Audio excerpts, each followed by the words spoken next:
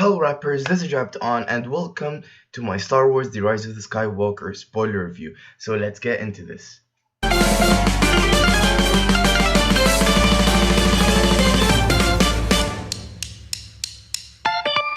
Now I had a very fun time watching this movie, but I 100% don't think it's any way flawless. It has a lot of problems that I want to cover. So yeah, let's get into the review. Now before I entered the theater, uh, what I realized is that bringing back Palpatine is such a bad idea. I really hated it because if you think about it, Palpatine, him coming back, ruins the sacrifice of one of the greatest villains of all time, Darth Vader. As we know in The Return of the Jedi, which is my favorite Star Wars movie, Darth Vader sacrifices himself for his son as he throws Emperor Palpatine into the core of the Death Star, is what I think it was.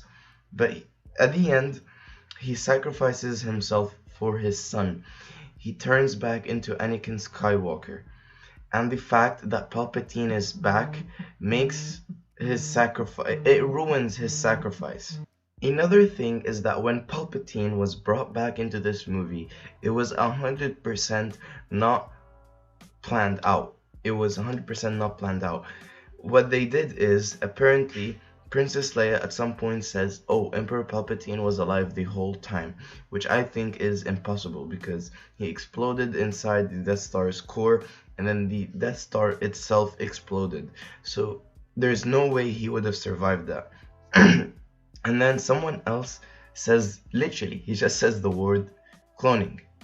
And everyone just looks at him and then they continue their conversation as if, because the writing in this movie is so lazy that they didn't even plan out bringing back Emperor Palpatine.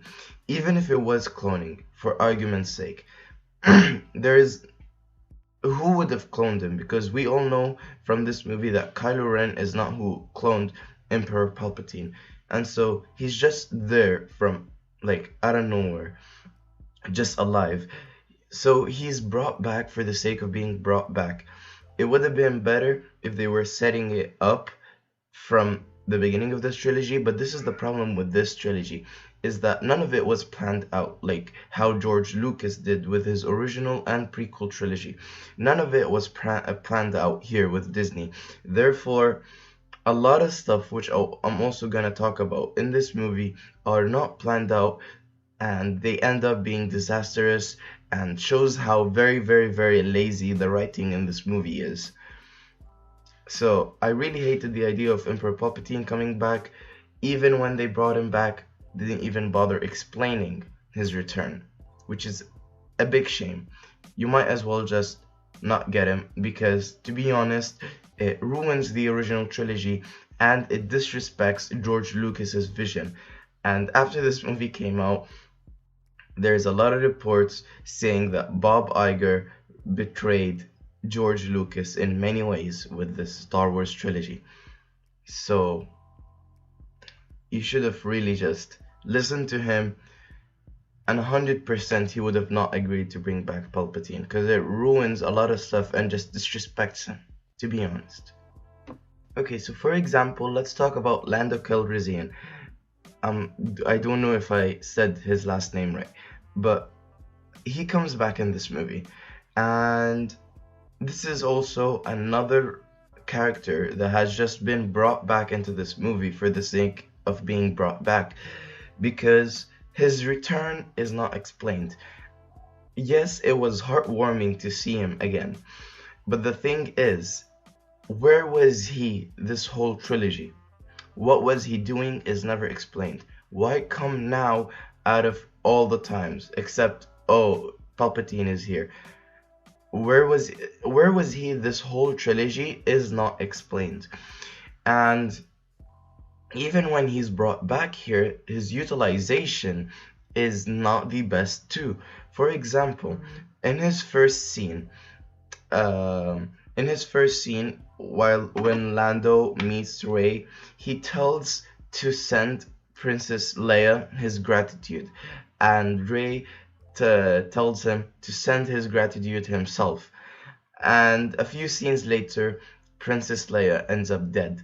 And so you'd think you'd get this emotional moment with Lando, especially that he's the only one remaining who's been from the original trilogy who really knows Princess Leia, other than Chewie, which really had a good reaction. But the thing is, it was very, very, very, very short because this movie wants to cover a lot of stuff that a 2 hour and a half range cannot.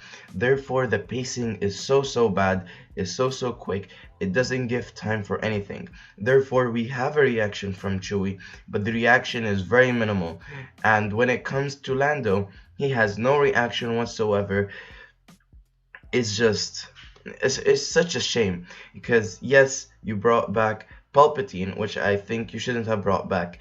You could have brought back Lando, but planned it. But because this whole trilogy is not planned, the writing, the execution is not the best at all. And I think that they could have done a lot of stuff with Lando, because literally the only reason he's here is for the reason of being brought back, is for the reason so that hardcore fans can come and watch.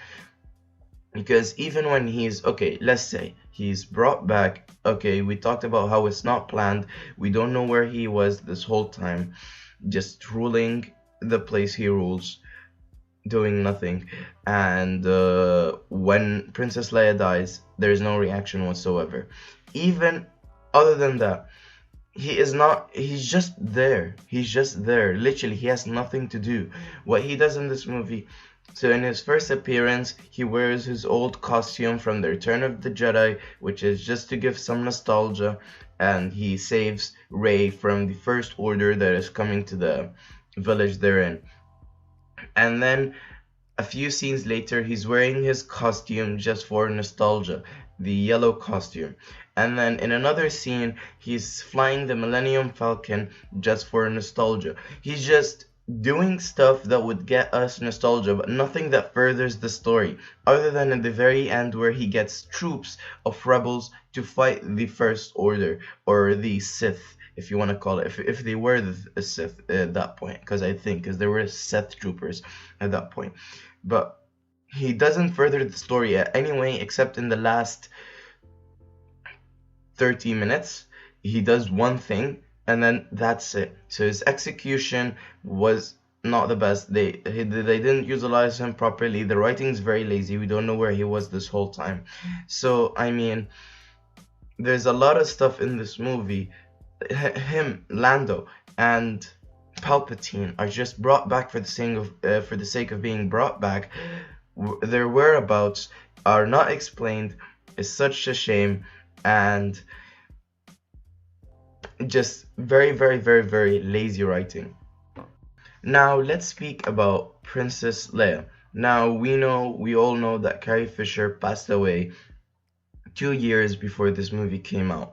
And so what I have heard, that apparently she's in the movie by some deleted scenes she had and that she filmed in other movies like The Force Awakens and The Last Jedi. The thing is, she doesn't have a lot to do in this movie, but she still manages to not have the same problem as Lando and Palpatine, which is because she's not brought back for the sake of being brought back, because she's been here the whole trilogy.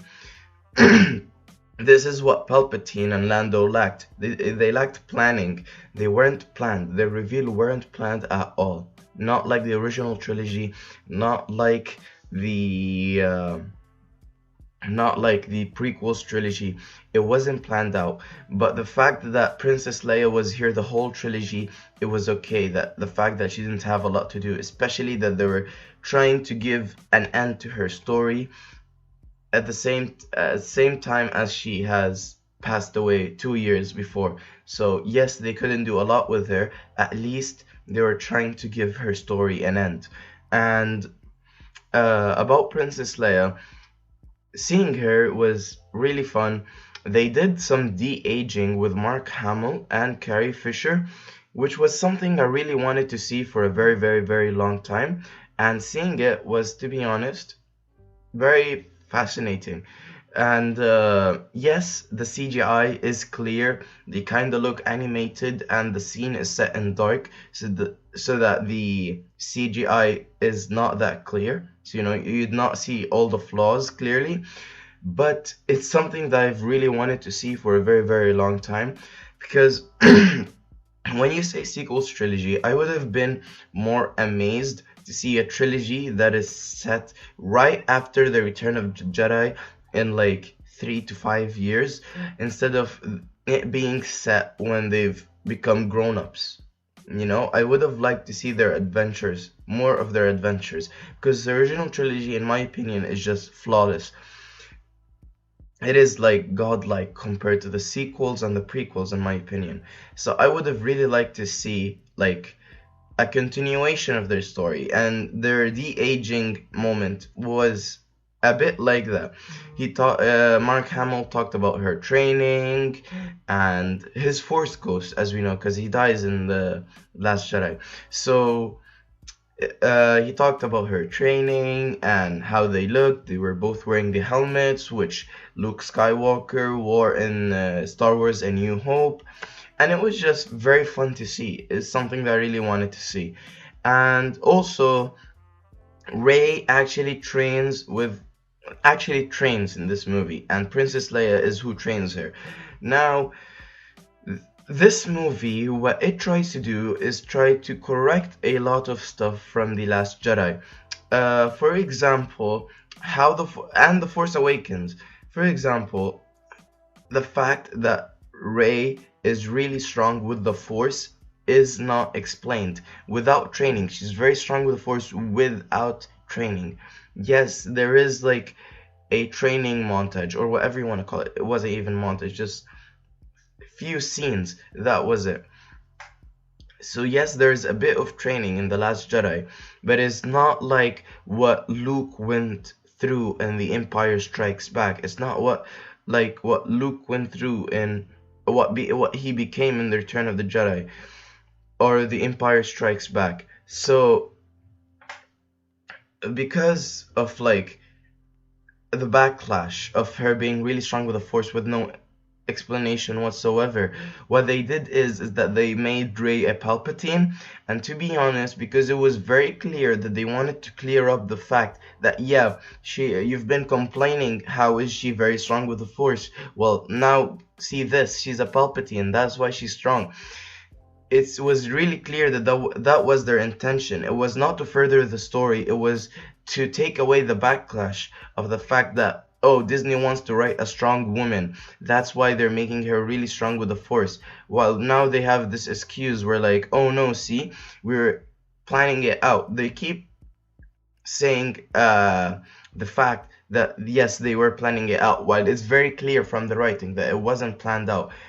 So if anyone now says that Disney was trying to write a strong woman, well, you could see now, oh, apparently, oh, they've planned it out. They had Rey as a Palpatine, but they didn't plan it out, and it was very clear that their intentions to make her a Palpatine was to clear that backlash.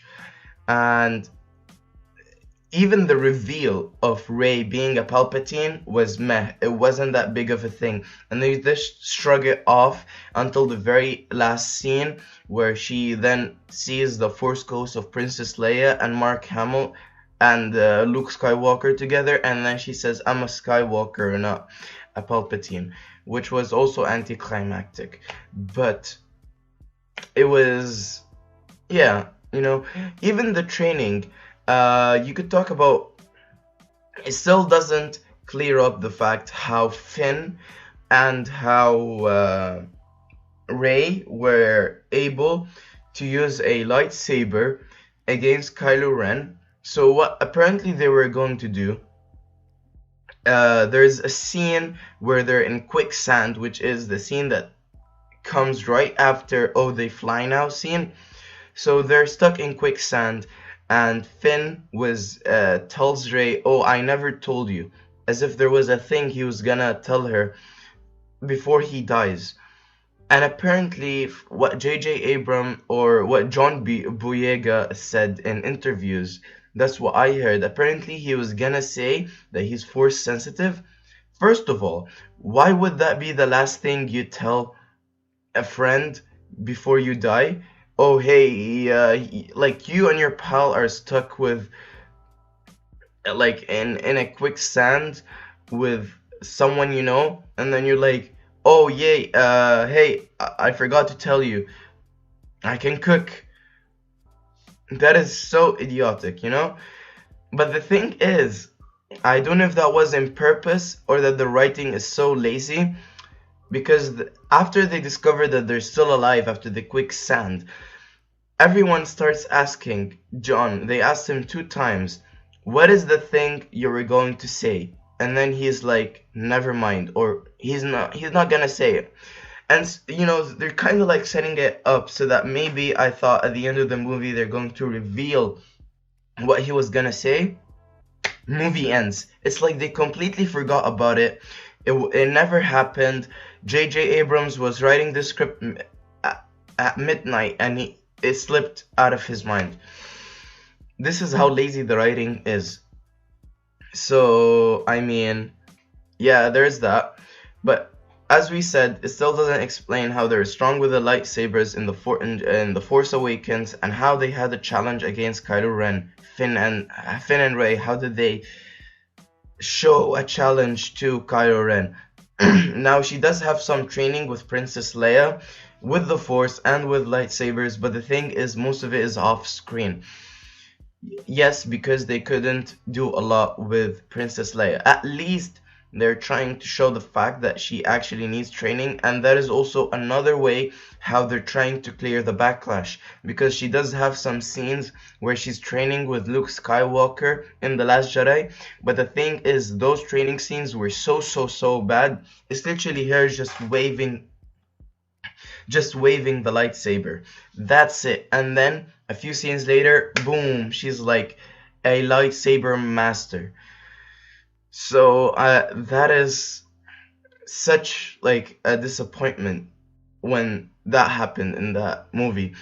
So they're trying to clear the backlash again, and they make Rey train. Most of it is off screen. Another way they're also trying to change the trilogy to clear the backlash is Finn and Rose's relationship. When Rose was shown in The Last Jedi, it had a lot of backlash. Her character was so bad that Disney got really afraid of her and just ignored her. Even the fact that Finn and Rose, they had like a relationship with each other, it's completely ignored. It's like it never happened. Okay, so yeah, they treat as if the relationship has never ever occurred or happened. And Disney are so afraid of Rose that literally, apparently, I heard this from the Brown Table review, that they added this character. I forgot his name. He's the guy who says the word cloning and everyone just stares at him for a second.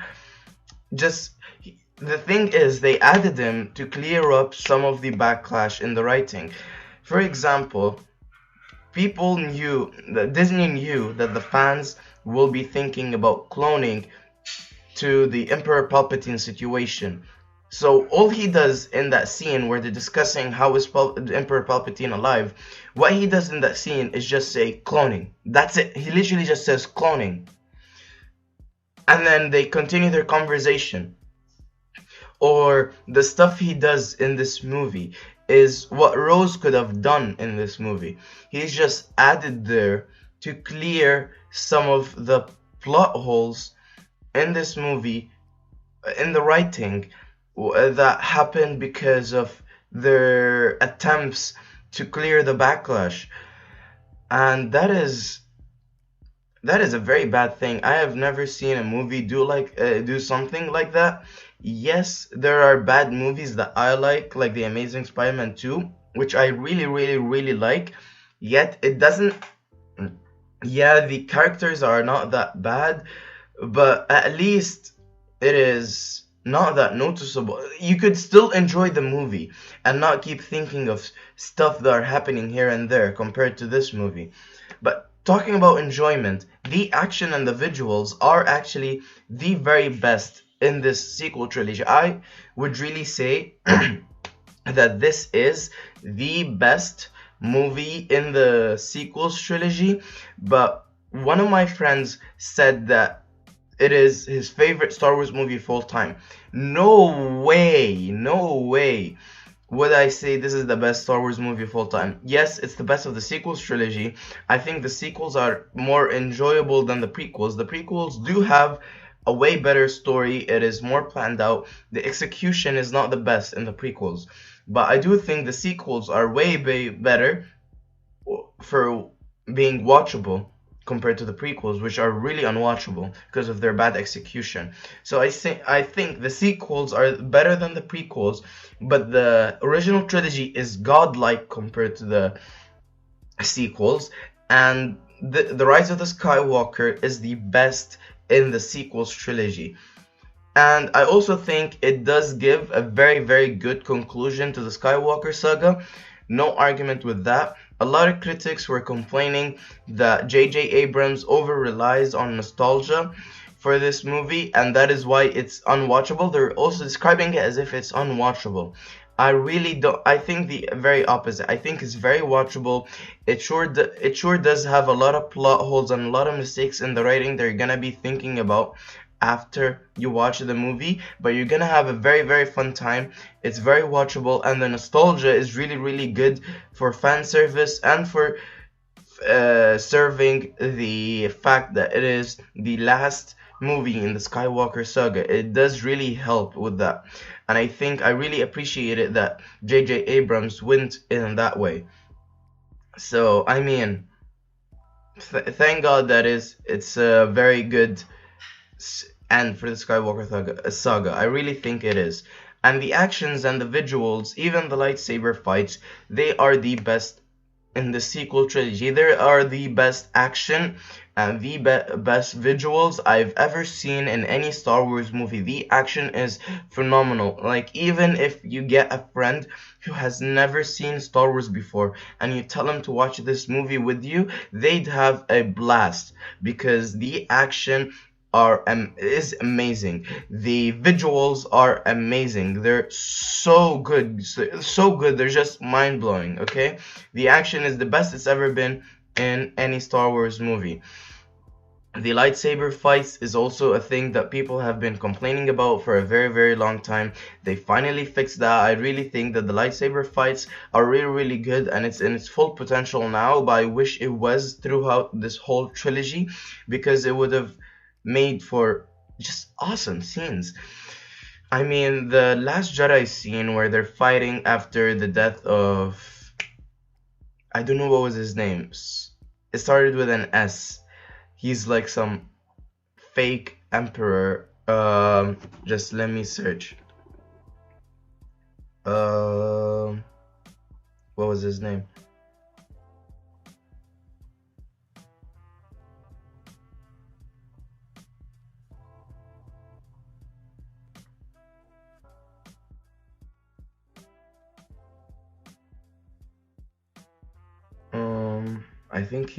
I think his name was General Stroke or something. I am really not sure. Oh yeah, it was General Stroke. I'm guessing. I have no idea, but when he dies, there's this also lightsaber scene with Rey and Kylo Ren fighting these like Emperor troopers, royal troopers, sorry. So they're fighting them, and the lightsaber choreography is really bad. So yeah, in that scene, people were saying that the lightsaber choreography is really bad, and I think they really fixed it here. Another good thing about this movie is the end of it sure does closes the arc of Han Solo, Luke, Leia, and Kylo Ren perfectly.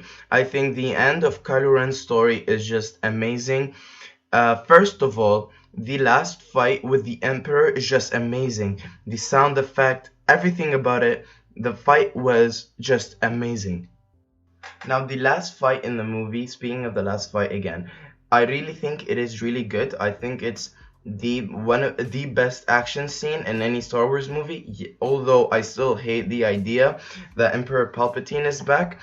You also have that they're using the same theme as the Return of the Jedi, which is because Rey is a Palpatine, so it's kind of her destiny to take over the throne, just like how Luke Skywalker was was a Skywalker, just like his dad, and so it's kind of his destiny to take over his role. But the thing is, with the original trilogy, it was set up, so it was done way better. Here, it was just done in the spot in just this movie. It doesn't feel that impactful, and I didn't really like the idea. Your hate has made you powerful.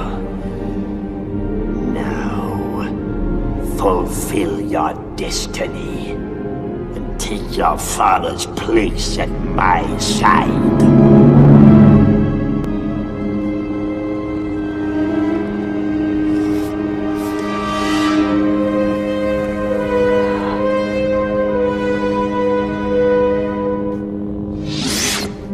Never. I'll never turn to the dark side. You failed, Your Highness. I am a Jedi, like my father before me.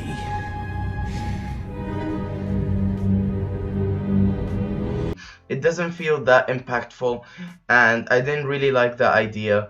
But the fight itself was really good. The sound effect was really good. The fact that all the Jedis start talking to Rey was really good. I also heard that they got the actor who played Ben Kenobi in Star Wars A New Hope, which is in this poster.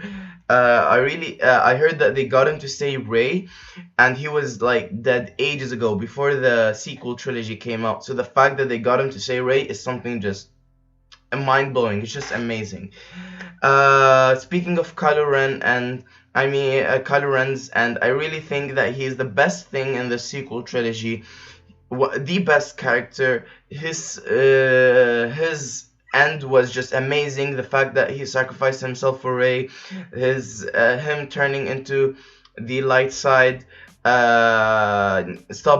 He's no longer in the dark side. The fact that he turns into a Force ghost and he becomes Ben Solo before he dies was just amazing. I really like that.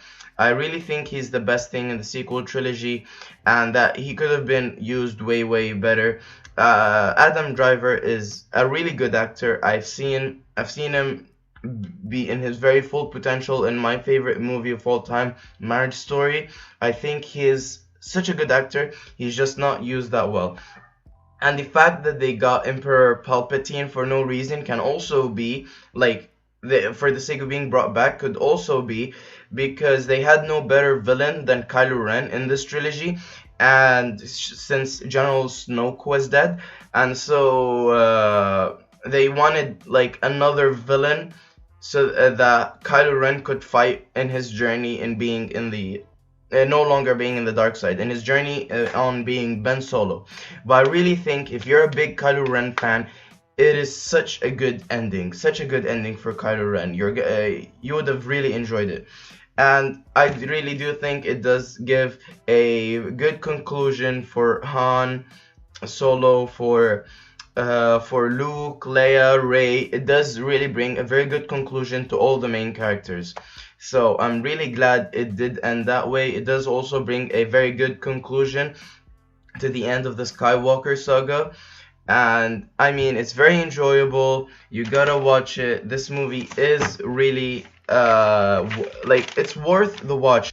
Even the fact that other than the reveal of Rey being a Palpatine not being that big, the reveal of